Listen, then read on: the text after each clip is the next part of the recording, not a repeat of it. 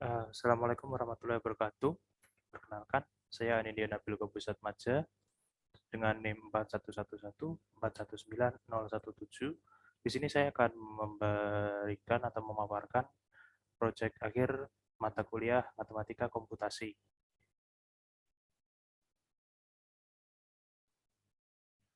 yaitu tentang studi kasus, tentang materi backward chaining inference teknik atau teknik inferensi backward chaining.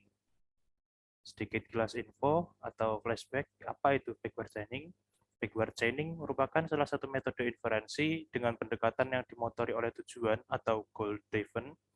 Dalam pendekatan backward chaining ini, dimulai dari tujuan atau goal, selanjutnya dicari aturan atau rules yang memiliki tujuan tersebut untuk kesimpulannya.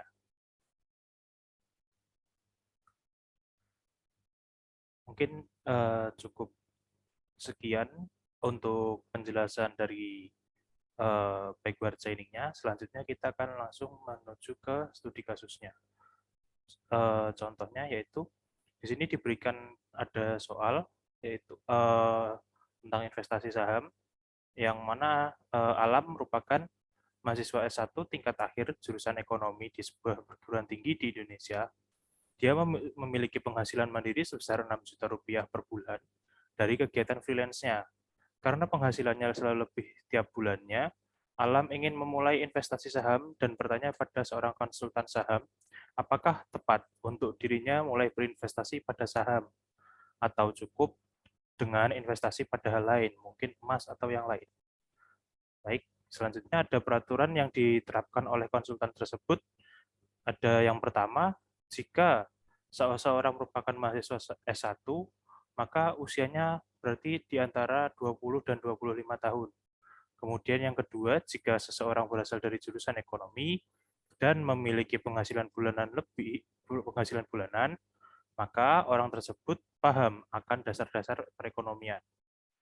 Yang ketiga, jika penghasilan bulanan orang tersebut selalu berlebih dan usianya antara 20 hingga 25 tahun, maka sebaiknya orang tersebut mulai investasi.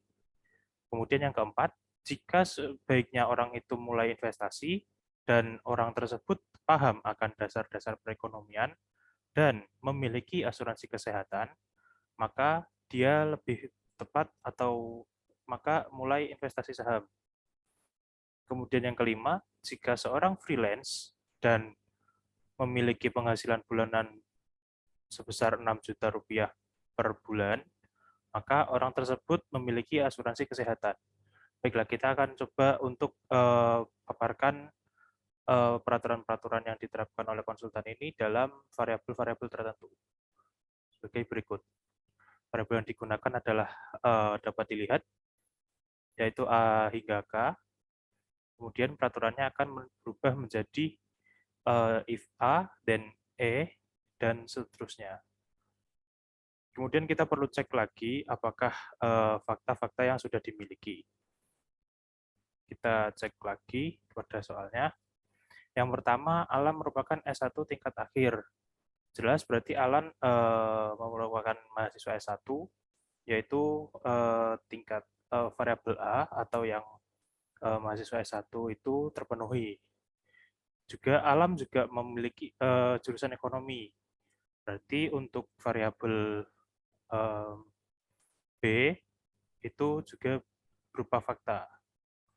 Kemudian yang selanjutnya dia memiliki penghasilan mandiri sebesar 6 juta. Penghasilan mandiri berupa 6 juta, yaitu berarti yang C atau variabel C ini bernilai benar atau fakta. Kemudian yang C atau variabel C juga bernilai fakta, bernilai benar atau fakta. Kemudian kita cek lagi, penghasilannya selalu lebih tiap bulan. Baik, karena itu penghasilannya lebih setiap bulan berarti untuk yang variabel D juga bernilai benar atau fakta. Sehingga dari sini kita punya fakta atau database berupa variabel A, B, C, D, I, dan J merupakan benar. dapat kita tulis sebagai berikut. Di dalam database kita memiliki A, B, C, D, I, dan J. Kemudian kita punya tujuan atau stack, kita tulis stack di sini K.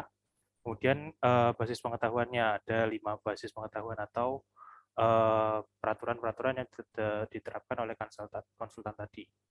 Baik, kita tujuannya yaitu mengecek apakah si alam ini tadi itu tepat untuk berinvestasi saham.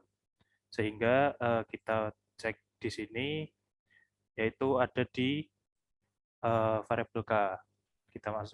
Kita tujuannya adalah K. Kemudian selanjutnya kita cek di basis pengetahuan yang memiliki output berupa variabel K, yaitu ada di rule atau peraturan nomor 4. Di situ tertulis if G and F and H, then K. Berarti kita cek apakah F, G, dan H ada di database, ternyata tidak ada sama sekali. Hanya ada A, B, C, D, dan I, dan J.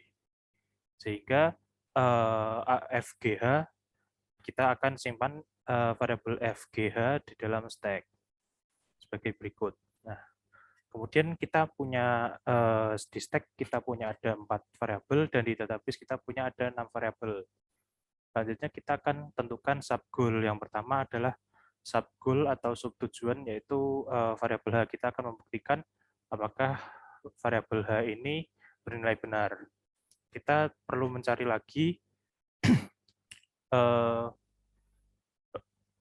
peraturan atau rules yang mengatakan bahwa atau yang memiliki maksudnya memiliki output variabel H. Kita lihat di sini ada rules nomor 5. Jika I dan J, maka H. Kemudian kita cek keduanya bahwa I dan J ada di database, sehingga otomatis H bernilai benar. Kemudian kita hapus H dari stack, dan kita masukkan H ke dalam fakta baru. Seperti ini. Kemudian selanjutnya kita masih punya K, F, dan G pada stack. Kita akan coba selesaikan terlebih dahulu untuk variabel G. Kita lihat untuk variabel G ada di R3 di situ. Jika D dan E, maka variabel G bernilai benar. Karena kita cek di database hanya ada variabel D dan E tidak ada pada database, sehingga kita akan simpan E ke dalam stack. Seperti ini. Selanjutnya, untuk memenuhi subgoal G tadi, kita punya subgoal lagi, yaitu subgoal E. Di mana untuk memenuhi E, kita perlu peraturan atau R1 di sini. Jelas bahwa if A dan E, sedangkan A sendiri sudah ada di database, sehingga kemudian E bernilai benar. Sehingga E akan kita hapus dari stack, dan akan kita masukkan ke data atau fakta yang baru. Selanjutnya kita masih berada di G, dan karena tadi baru saja kita masukkan E ke dalam fakta baru, sedangkan D sudah ada di database, yang mana berarti D dan E bernilai benar, maka kita sudah bisa memastikan bahwa G itu juga bernilai benar. Sehingga kita bisa menghapus G dari stack dan memasukkannya ke fakta baru. Kemudian selanjutnya kita masih punya di stack ada variabel K dan variabel F.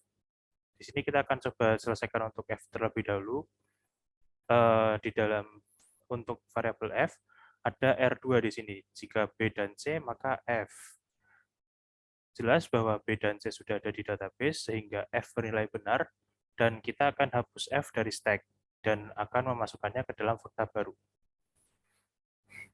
Oke, kita sekarang tinggal memiliki K di stack, dan karena F, G, dan H tadi sudah merupakan fakta baru, yang berarti kebenarannya sudah terbukti, maka K juga akan bernilai benar, dan akan kita hapus dari stack, dan